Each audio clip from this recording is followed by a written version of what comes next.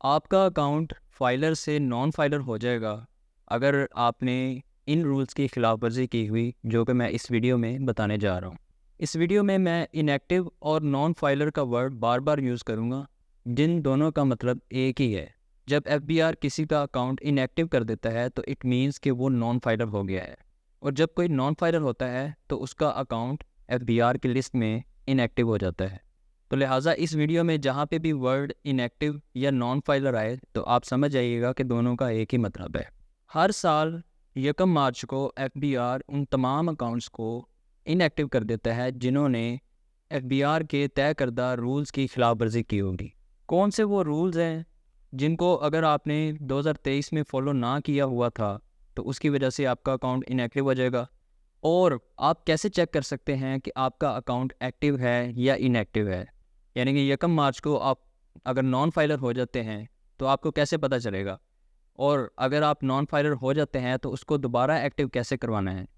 ये तमाम चीज़ें हम आज के इस वीडियो में देखेंगे। मैं आपको बताऊंगा कि आप अपने मोबाइल से अपना स्टेटस कैसे चेक कर सकते हैं। तो इसलिए आज की वीडियो बहुत इंपॉर्टेंट है। वीडियो को एंड तक ज़रूर देखिएगा और अच्छी तरह समझिएगा गौर से।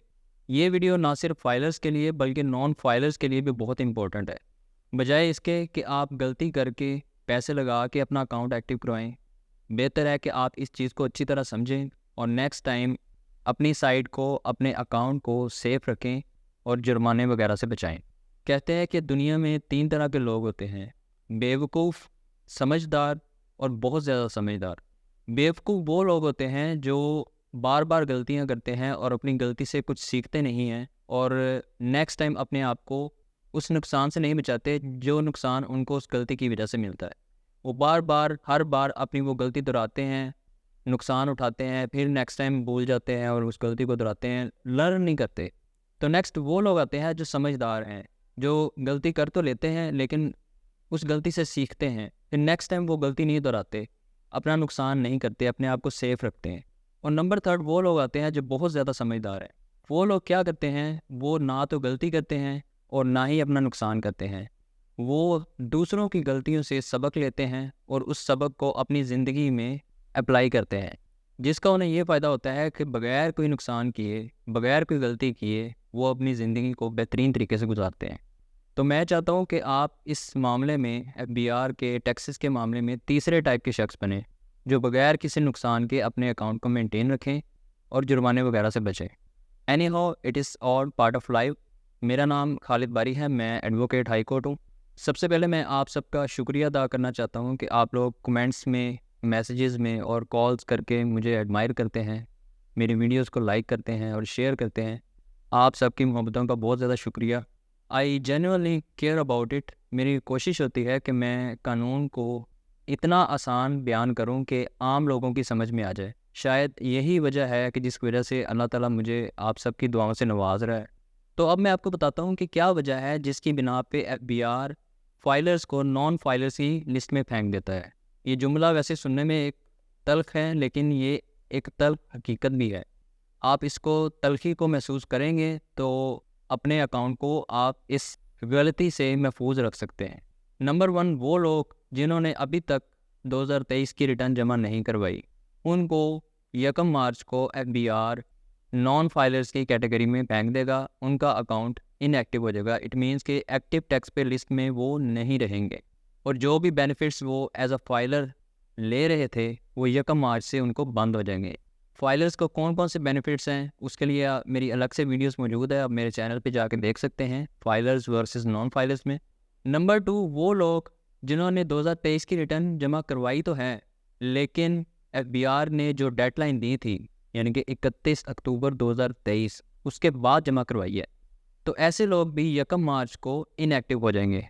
अब ये चीज़ मैं जानता हूँ कि बहुत सारे ऐसे लोगों के लिए सरदर्द बन जाएगी जिन्होंने 2023 की रिटर्न जमा करवाई भी है, लेकिन उनसे गलती ये हुई है कि उन्होंने डेडलाइन के बाद जमा करवाई है। तो अब उन्हें एक्टिव करवाना पड़ेगा अपना अकाउंट। वो कैसे करवाना है ये मैं आगे चल के बताता हूँ। और नंबर 3, वो लोग जिन्होंने 31 अक्टूबर 2023 के बाद रजिस्ट्रेशन करवाई है एफबीआर में, चाहे उन्होंने 2022 की रिटर्न का एटीएल भी जमा करवाया है, लेकिन फिर भी वो नॉन फाइलर हो जाएंगे 1 मार्च को।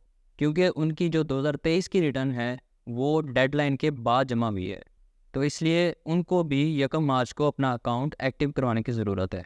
अब मैं आपको बताता हूँ कि कौन लोग नॉन फाइलर नहीं होंगे, यानी कि इनएक्टिव, जिनका अकाउंट नहीं होगा। नंबर 1, वो लोग जिन्होंने अपनी रिटर्न टाइम से जमा करवा ली थी, यानी कि 31 अक्टूबर 2023 से पहले पहले जमा करवा ली थी। दूसरे वो लोग जिन्होंने डेडलाइन ख़त्म होने से पहले पहले एक्सटेंशन अप्लाई करनी थी और उनको एक्सटेंशन मिल भी गई थी। मोस्टली लोगों ने जिन्होंने अप्लाई की थी उनको तकरीबन 15 दिन की एक्सटेंशन मिल गई थी। मुझे याद है कि मैंने खुद अपनी रिटर्न एक्सटेंशन लेके फ़ाइल की थी, क्योंकि क्लाइंट्स की रिटर्न्स फाइल करनी थी और मेरे पास टाइम नहीं था कि मैं अपनी रिटर्न फाइल कर सकूं। तो मैंने अपनी रिटर्न फाइल करने के लिए एक्सटेंशन अप्लाई की थी और मुझे 15 दिन की एक्सटेंशन मिली थी और मैंने उस एक्सटेंशन में अपनी रिटर्न फाइल की थी। तो वो लोग जिन्होंने अपनी रिटर्न एक्सटेंशन के दौरान फाइल कर ली थी, उनका अकाउंट भी इनएक्टिव नहीं होगा। तो जो लोग एक्सटेंशन को भी मीट ना कर सके, उनका टाइम गुजर गया, तो उनका अकाउंट इनएक्टिव हो जाएगा 1 मार्च को। तो जैसे मैंने आपको बताया था कि मैं आपको मोबाइल से तरीका बताऊंगा कि आप अपना स्टेटस कैसे चेक कर सकते हैं कि आपका अकाउंट एक्टिव है या इनएक्टिव है। तो उसके लिए मैं आपको अपने मोबाइल स्क्रीन पर लेके जाता हूँ और आपको प्रोसीजर बताता हूँ। जी, तो ये मोबाइल एप्लीकेशन है टैक्स आसान के नाम से। इसको आपने अपने मोबाइल में डाउनलोड कर लेना है। इसको आप ओपन करेंगे तो आपको ये सामने राइट साइड पे तीसरे नंबर पे ऑनलाइन वेरिफिकेशन सिस्टम लिखा नज़र आ रहा है। इस पर क्लिक करेंगे। इस पर क्लिक करने के बाद सबसे ऊपर एक्टिव टैक्स पेयर लिस्ट में इनकम टैक्स लिखा नज़र आ रहा है, तो इस पर आपने क्लिक करना है। यहाँ से ऊपर से आपने इसको CNIC सिलेक्ट कर लेना है और यहाँ पे आपने अपना CNIC नंबर लिखना है।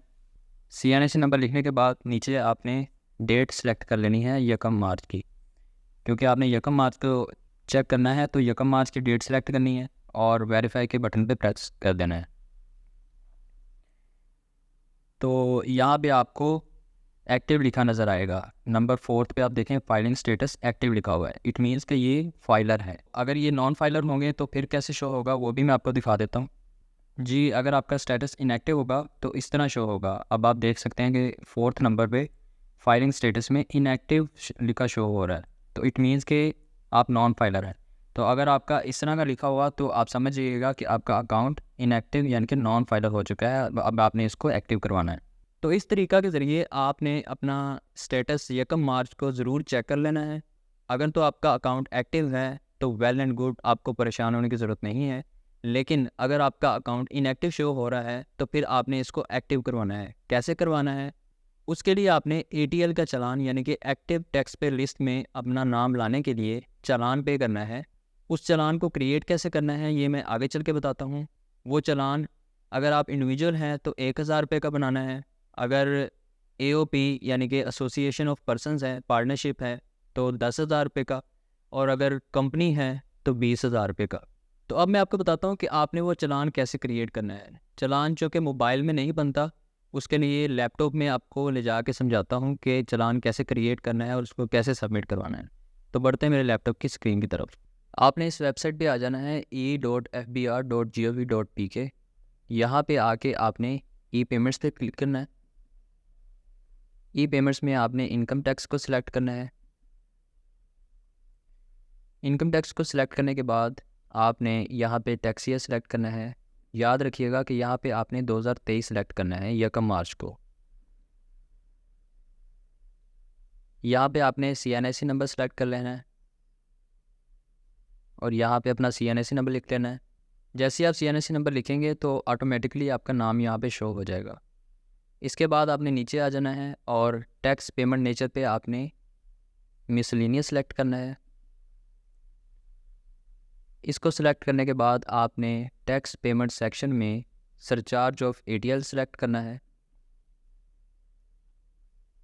सरचार्ज ऑफ ATL सेलेक्ट करने के बाद आप देख सकते हैं कि यहाँ पे लिखा नज़र आ रहा है रेड कलर में, create of PSID under this payment section is only allowed for tax year 2022। तो 1 मार्च को यहाँ पे 2023 लिखा नज़र आएगा, जो कि मैंने आपको पहले ही बता दिया कि आपने 2023 सिलेक्ट करना है। ठीक हो गया। नीचे आपने यहाँ पे 1000 लिख लेना है अगर आप इंडिविजुअल हैं। तो अगर आप AOP हैं तो आपने 10,000 का चालान बनाना है और अगर कंपनी है तो 20,000 का। इसको 1000 को आप लिखेंगे तो मेक श्योर कर लीजिएगा कि नीचे वर्ड्स में लिखा भी शो हो जाए 1000 रुपीज़। नीचे एक दफ़ा फिर आपने 1000 लिख लेना है क्योंकि आप ये ऑनलाइन पेमेंट करेंगे। यहाँ पे आपने अपना ईमेल एड्रेस लिख देना है जो भी है। ईमेल लिखने के बाद नीचे आपने क्रिएट पे प्रेस करना है। क्रिएट पे प्रेस करेंगे तो वो आपको कहेगा कि आप एक दफ़ा सारी चीज़ों को गो थ्रू कर लें, दोबारा प्रूफ रीडिंग कर लें आप इसको। इसके बाद आपने कंफर्म कर देना है। जैसे ही आप कंफर्म करेंगे तो आप देख सकते हैं कि यहाँ पे हमें PSID नंबर अलाउ हो गया है, हमारा चालान क्रिएट हो गया है। इसको हम प्रिंट के बटन पे प्रेस करके इसको डाउनलोड कर सकते हैं। यहाँ पे हमारे पास डाउनलोड हो गया, हम इसको ओपन कर लेंगे। ओपन करके हम यहाँ पे देख सकते हैं हमारा नाम यहाँ पे शो हो रहा है और नीचे आएंगे तो यहाँ पे अमाउंट शो हो रही है। तो पे करने का तरीकाकार ये है कि ये PSID नंबर हम इजी पैसा या जैज़ कैश या HBL या मीज़ान या बैंक अल्फ्ला कोई भी मोबाइल एप्लीकेशन में जाके जब हम FBR का टैब सेलेक्ट करके ये PSID नंबर इंटर करेंगे तो वहाँ पे हमारी ये डिटेल्स, मेरा नाम और मेरा जो अमाउंट है वो शो हो जाएगा। तो वहीं से मैं इसको पे कर सकता हूँ। तो ये तरीका था जी चालान बनाने का। जैसे ही चालान क्रिएट हो जाएगा उसको आपने सबमिट करवा देना है और विदिन 2 आवर्स आपका अकाउंट एक्टिव हो जाएगा। ये काम आपने लेट नहीं करना और कोशिश करनी है कि अपना चालान 1 मार्च को ही सबमिट करवा दें, क्योंकि जितना आप इसको डिले करते जाएंगे आपके अकाउंट पे बैड इफ़ेक्ट पड़ता जाएगा और आपको नुकसान भी हो सकते हैं। ख़ास तौर पे उन लोगों के लिए जो सेविंग अकाउंट्स वाले हैं, जो प्रॉफिट लेते हैं, किसी भी तरह के प्रॉफिट गेन करते हैं, चाहे वो स्टॉक मार्केट के शेयर से डिविडेंड गेन करते हैं या सेविंग अकाउंट बैंक से प्रॉफिट लेते हैं, उनके लिए स्पेशली ये बैड इफ़ेक्ट करेगा। तो आपने एज़ अर्ली एज़ पॉसिबल कोशिश करनी है कि इसको जल्द से जल्द करवाएं और कोशिश करें कि यकम को ही आपका अकाउंट एक्टिव हो जाए। अकाउंट एक्टिव करवाने या फाइलर होने के लिए आप मेरी लॉ फर्म की खिदमात ले सकते हैं। उसके लिए नीचे दिए गए व्हाट्सएप नंबर पे आप रब्ता कर सकते हैं। इसके साथ अगर आप जानना चाहते हैं कि कंप्यूटर से अपना स्टेटस यानी कि एक्टिव टैक्स पेयर स्टेटस कैसे चेक करना है, तो उसके लिए आप मेरी ये वाली वीडियो देख सकते हैं और चालान के बारे में डिटेल में वीडियो समझने के लिए आप ये देख सकते हैं। Thanks for watching, see you in the next video. Allah हाफिज़।